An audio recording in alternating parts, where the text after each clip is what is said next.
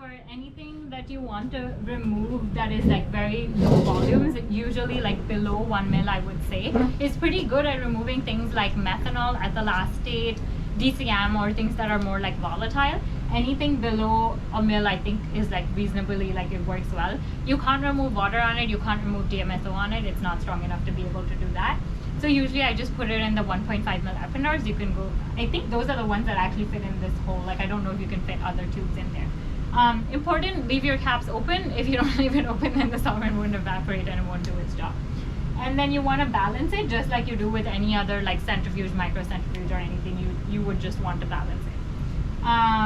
And this is our vacuum pump for this, and this is the condenser, the part that needs to be kept cold that will actually condense your solvent to remove it. Sometimes when I see solvent like this, I usually just like to empty it. I'm just going to put it in here, but it's nice to empty it every so often.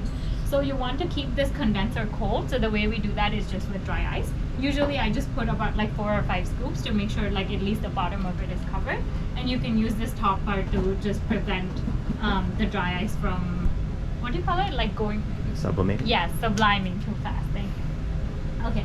So the way, so you also have a heating button over here. You actually can't control how hot it gets. So if you're going to use the heating function, I would just make sure that your sample is heat stable, because otherwise it's not good for the sample.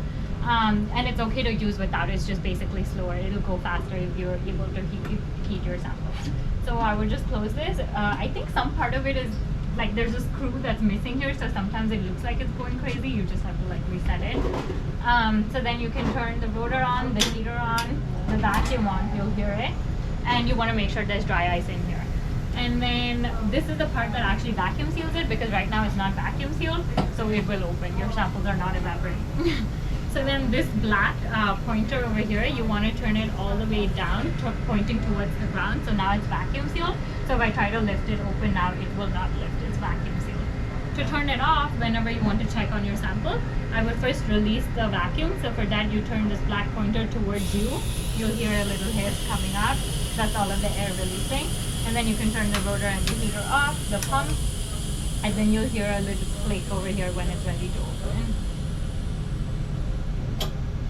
And then it's ready to open. Sometimes even after that it won't open, it's stuck. In those cases, what I usually do is just go to the condenser, and I think there's basically like some kind of a seal over here where it doesn't release. So then I just try to lift this out, and then if you try to open it, it will open.